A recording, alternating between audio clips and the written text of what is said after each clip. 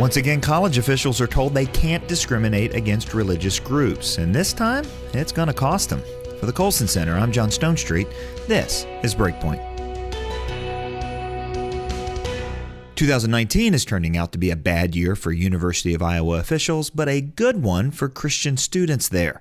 Back in February, federal judge Stephanie Rose ruled that the university could not strip recognition from business leaders in Christ for requiring leaders to follow traditional Christian teaching on sexual morality. Rose, who's an appointee of President Obama, didn't find a problem with the university's human rights policy, which the university claimed the Christian group had violated. But she did think it was a problem that the university applied the policy inconsistently in a way that violated students' free speech rights. And did the University of Iowa learn their lesson? No. Last week, university officials found themselves back in Rose's courtroom. Despite the very clear ruling from February, university officials deregistered InterVarsity Christian Fellowship in June for the same reason.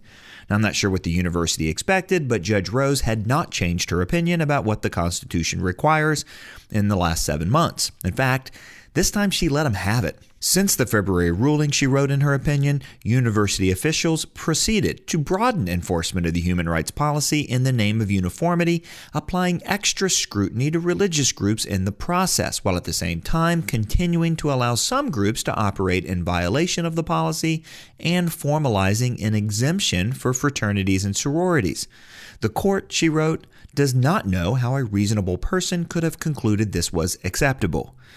Back in her February ruling, Rose pointed out how the Chinese Students and Scholars Association limits membership to Chinese students, and the Iowa Hawkapellas, an a cappella group, only accepts women. Yet neither of these groups were derecognized for violating the human rights policy, nor were fraternities or sororities or LGBTQ student groups required to open their leadership policies. So just about the only groups the policy ended up applying to, according to university officials, were Christian groups that uphold traditional Christian teaching about sexuality. And Rose made her opinion about that quite clear. Quote, the Constitution does not tolerate the way defendants chose to enforce the human rights policy. She correctly identified the double standard clearly at work, which can be summed up as some freedom of speech and association is freer than others. Frustrated with their stubbornness and determined to not have them revisit her court for a third time, Rose decided to hit officials where it really hurt, their wallets. In her February ruling, Rose said university officials were not personally liable for any potential damages awarded to the group business leaders in Christ. But that won't be true regarding any damages awarded to InterVarsity, since officials ignored her February ruling. Beckett's Daniel Blomberg, who represented InterVarsity, said, it's too bad it took twice for the university to learn its lesson, and added, university officials nationwide should now take note religious discrimination will hit them in the pocketbook.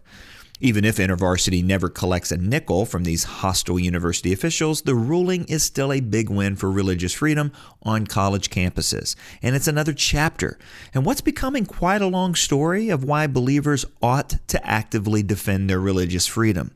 InterVarsity's win is a win for every campus group in America. To ensure religious freedom has a future, more will be forced to take action like InterVarsity did. And we'll all have to learn to make the case for religious freedom and why it matters. So this month, the Colson Center is offering an outstanding new book by Beckett attorney Luke Goodrich entitled Free to Believe. It lays out exactly what we can all say and we can all do to make sure our religious freedoms have a future. Come to breakpoint.org/book to get your copy of Free to Believe. That's breakpoint.org/book. For Breakpoint, I'm John Stonestreet.